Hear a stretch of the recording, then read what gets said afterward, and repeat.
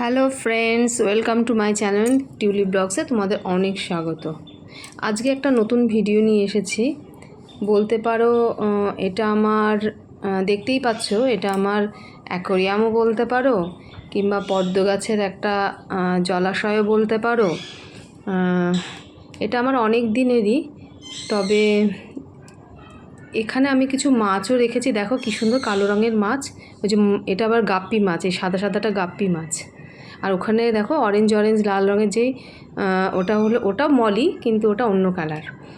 আর এখানে কিছু দেখো কয়েন প্ল্যান্টও রেখেছি, কি সুন্দর তরতাজা দেখতে লাগছে, জল পড়েছে আরও বেশি সুন্দর লাগছে।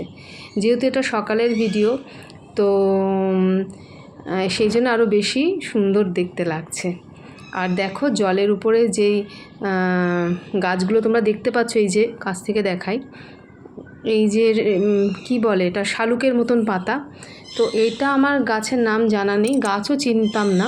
তবে আমি যখন গ্রামের বাড়ি যাই, তখন আমি ইছামতি নদীতে মানে পার হওয়ার সময় আমি তখন এই গাছগুলো দেখতে পেয়েছি। আর এই গাছগুলো একদম ছোট্ট ছোট্ট পাতা, মানে শালুক পাতার মতন ছোট্ট ছোট্ট পাতা, আর শালুক ফুলের মতনই ছোটো ছোটো সাদা ফুল হয়। দেখতে এত সুন্দর লেগেছে, তো আমি গাছটা তুলে নিয়ে এসেছি।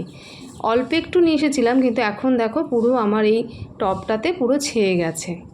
আর এর একটা ভালো ব্যাপার হলো যে এটা আরও কত মাছ দেখো কি সুন্দর খেলা করছে, যেহেতু আমি খেতে দিয়েছি।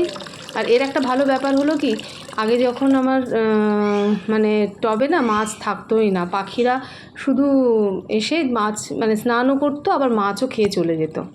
এখন আবার কি করে, এই গাছ হওয়াতে মাছটা লুকিয়ে পড়ে, আর সেভাবে মাছ খেতে পারে না। আর এই দেখো আমি জলের ব্যবস্থাও করেছি। সকাল সকাল এখানে আমি জলটা ছেড়ে দিই, যাতে পরিষ্কার জল এসে নোংরা জলগুলো বেরিয়ে যায়, আর পুরো একদম জলটা পুরো চকচকে থাকে। আর মাছগুলোকে খেতেও দিই, আর মাছগুলো এই যে খেলা করছে, মানে কি সুন্দর লাগছে। আর টবটা চারপাশে আমি কিছু টব দিয়েও সাজিয়েছি। এই যে গাপ্পি, এই যে সাদা সাদা সিলভার কালারের এই যে গাপ্পি। আর এটা হলো মলি, লাল রঙের মলি, মানে লাল বলবো না, অরেঞ্জ মলি আর ব্ল্যাক মলি। আমার তো এটা দেখে আমার মানে খুব ভালো যায়, মানে খুব ভালো যায় আমার।